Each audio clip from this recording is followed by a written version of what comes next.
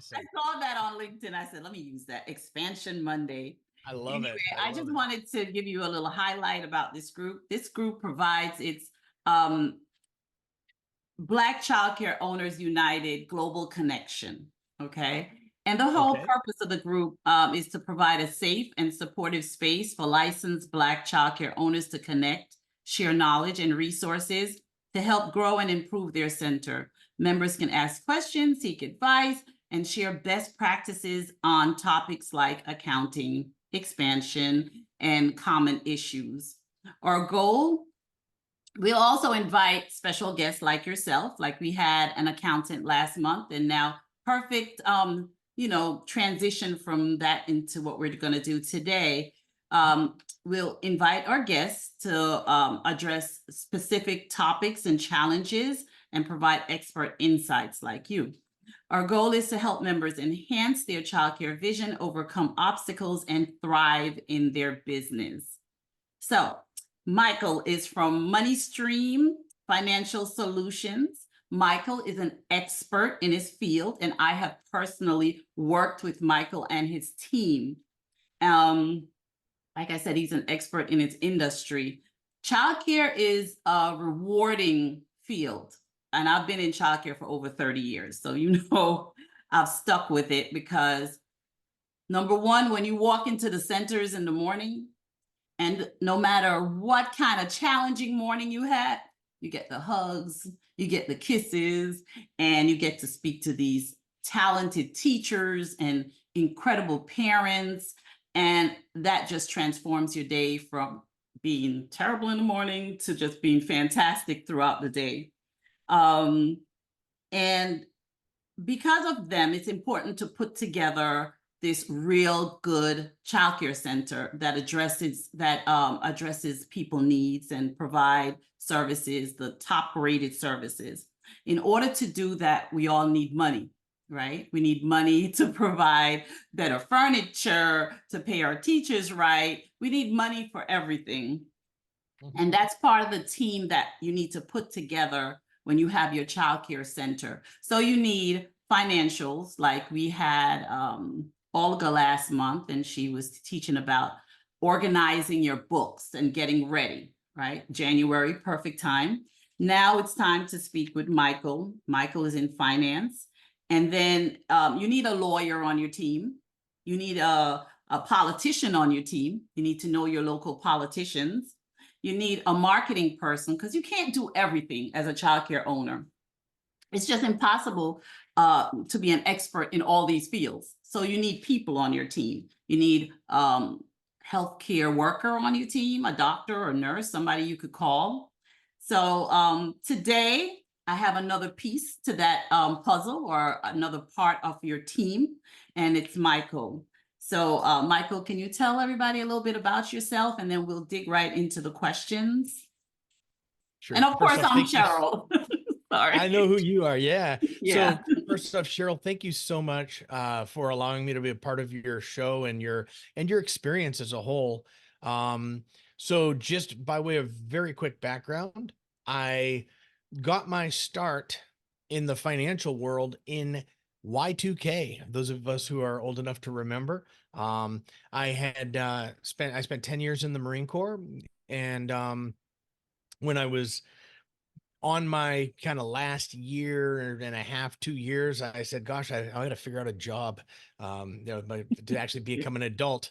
And so I ended up getting a master's in finance, and my first adult job, that didn't involve, wearing a camouflage uniform, was I worked for an accounting firm that was specifically designed to support women and minority owned businesses as an incubator. They were, startups or newer businesses in the, trying to expand or in the growth phase, things like that. And so my role in that company was to support the SBA loan process. So I became an SBA loan originator, helping prepare documents like the pro forma and business plans, marketing plans, personal financial statements and things like that. So I helped put those together and helped take that business owner through the business startup process. Part of that was obviously in that case, in that time frame, helping them maybe find grant money or, preparing the packages. We had obviously relationships with, a number of different organizations, that we would prepare, grant money for, SBA loans, things like that. So that's my role. That's what I did. We still have some of those relationships. That was a long time ago. Those of you who are too young to remember the Y2K scare, some Mhm. of you just had flashbacks. Those notifications, we had to turn off all of our electronic equipment and unplug them because who knew what was going to happen at midnight? Right, right. We're all Apparently scared. nothing happened. Nothing. But there you go. So that's a little bit of my background. I own a company called Money Stream Financial Solutions. We're a commercial and investment lending company. We specialize in, for example, hard money loans for real estate investors. We specialize in, big shocker, small business administration loans, and startup capital, expansion capital, commercial real estate lending, and that sort of thing. And I also do have a residential mortgage division in our company that provides home loans in the states of Florida and Georgia. So I do like to be considered a resource. I love entrepreneurs. I'm proud to be one myself. And so, and I'll say this, any friend of Cheryl's is a friend of mine. And our philosophy as a business is, we become family. I look That's to right. support. It becomes a mission. It becomes very important to my team. We strive to support and help people grow. So Nice. that's a little about me. Yes. Okay. So we're going to dig right in so we won't waste your time because I know you're a busy person. What are some of the best ways to find capital for starting up a small business? Sure. You know what? That's the $1 million question. Hopefully not literally. That's the $1 million question that everybody asks though. Hey, where do I get money from? So the first thing that I would invite you to do as an entrepreneur, as a small business owner, is you can always, set up a consultation with us, and I'm happy to kind of look at your unique situation. But before you start pulling the trigger on a bunch of different things, getting personal loans and things like that, have a comprehensive plan. Okay. So some of the places that you can look would be looking to your home equity. Many of us have, houses have appreciated significantly. You may have a very low first mortgage on your house. Probably don't necessarily want to disturb that. But if you're thinking, hey, you know what? I'm going to start this business, and I have my day job and I have that paycheck coming in. Um, Home equity is something you're going to want to talk about before you pull the trigger and quit. Quit your job, because most home equity loans require, um, or home equity lines of credit require, income documentation. So Right. we're definitely going to want to, talk about that before moving out of your current position if you've not done so already. Hey, friends and family, those people who know you, like you, and love you, and share and support your vision, they can be wonderful assets towards looking at, potentially assisting you with startup capital. Um, again, that is also something that we can help with. So if you said, hey, you know, I got a rich Uncle Henry, first question I have is, if he's adopting, let me know. But if I've got a rich Uncle Henry, and Uncle Henry has said, gosh, I would love to see you be successful and I can get behind you. If you offer him, at the very least, say, hey, listen, we can structure a business loan, with a promissory note so that you're protected and you have, that sense of security, right? And that makes him a lot more likely to be willing to support you. Instead of saying, hey, rich Uncle Henry, can you just, Zell me $5,000? You can burn that relationship pretty easy. So friends and family, but with caution, right? With a plan. Right. If you have retirement funds, and everybody has their own personal philosophies about this. Um, certainly it's something you can explore, digging into if it makes sense, right? And we can help you explore those options. And then last but not least would be business loans. And we mentioned SBA loans. Um, we mentioned there's business.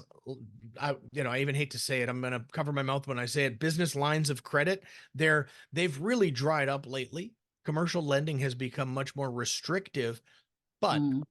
SBA loans are still going strong. And that's your friend. That's your best friend. I'm also very, very close with, like there's the Black Business Investment Fund, and they provide hybrid loans where it's related to an SBA, and we're originators with them. And so there's a lot of different resources out there that we can assist you with. Wonderful, wonderful. Thank you for that.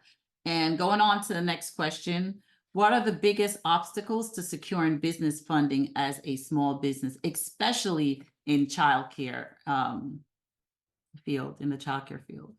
So credit.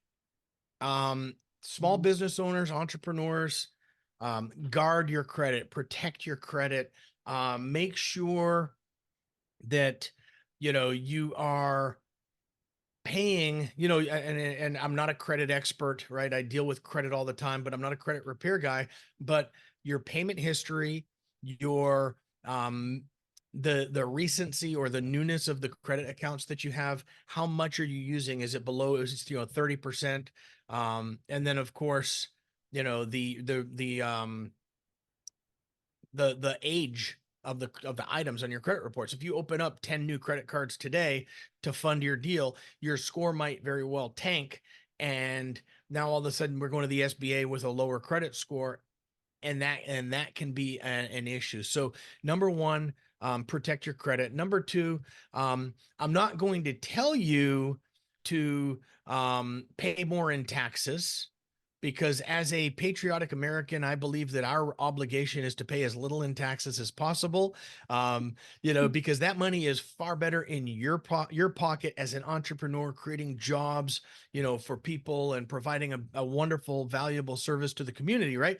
But be really careful when you file your taxes your first couple of years in business if you've not sought business financing. And the reason is, we often show a loss, and we show a loss in our business, or we show a very, very low income in our business so as not to incur an additional, tax liability. But when we do that, we can be shooting ourselves in the foot for business Exactly. financing. We could be shooting ourselves in the foot for residential financing as well. So, those are things that, I guess, the simple thing, if you're going to remember one thing about that, one is, if you're thinking of starting up a business, I'm going to start a daycare, I'm going to start this facility, I'm going to start this thing. I'm not quite ready to do it yet. Let's say it's March or April, and I'm going to do it next year. Don't open your LLC. Don't get a tax ID number or an employer ID number. Don't set everything up, and then in the end of the year, or when you file your taxes, you didn't have any business activities, but you're going to write off all those expenses. Listen, from a tax perspective, that might very well make sense. But from a business startup, you've just created a tax return for that business with zero income and a loss, and the underwriter has to take that into consideration. So that's a big mistake that a lot of people make. I would tell you, also, don't try to use the same business entity for every single thing you do. Mhm. Put different entities, because so it's easier for us to explain away. Well, there was a business loss on my bicycle repair company because, really, Mr. Underwriter or Miss Underwriter, that's a hobby company, and, has nothing to do with these operations. They're going to ask. Mhm. Promise, they're going to ask. Yeah. But it's easier to explain away than, it's the same entity that I'm doing all these different things in, and I've shown this loss. So those are the big obstacles. Have good credit. Don't try to keep your credit clean. It doesn't even have to be high. Try to keep your credit clean. Don't default on student loans. or any other government loans, because that's going to create a huge, you know, potentially insurmountable obstacle for SBA financing. Right. And I keep mentioning SBA because, guys, at the end of the day, it is the best type of loan program for a business startup. Well, Uncle Henry would be the best loan program, but SBA is a very close second. Thank you. Can you give us an example of what a SBA loan scenario might look like? Sure. I'm going to give you an example of a loan we just closed. And it's from a different industry, but not terribly different. It's actually a healthcare, and it was two really sweet young ladies who one is a nurse practitioner, the other one is an RN, and they worked for a doctor in South Florida, near Fort Lauderdale, and they worked there. One of them had worked there for 8 or 9 years, the other one for 4 or 5 years, and they were very close friends. And they decided, when the doctor announced that he was going to be retiring and selling the business and the building, they decided they wanted to jump in. And so here's the scenario in a simple nutshell. The doctor said, "Hey, I'm going to sell this building for $250,000." They obviously had the work experience, right? They had the industry expertise, and they Okay. were going to own and operate this medical practice in this office building, or in this office condo. So we were able to structure the loan where they brought, now don't think about down payment on an SBA loan. They brought $30,000, what we call an owner contribution, or sometimes an owner capital injection, but that they brought $30,000 to the table. Okay. We got a loan for $270,000. So, easy math, 270 plus 30 is 300. They had $300,000 sitting on the table when they went to close the transaction. Okay. Between the money they brought and their, the actual new loan. The Right. purchase price was 250. So 300,000 minus 250 leaves us with 50,000. Right. Let's just round the total cash to close between the SBA, closing costs, and, the real estate taxes, and all the other stuff that had to be paid at closing, insurance and all that. Let's call that $10,000, which left us with $40,000 that was then deposited into their operating account. Right. So they brought 30 to close, ended up owning a practice and a building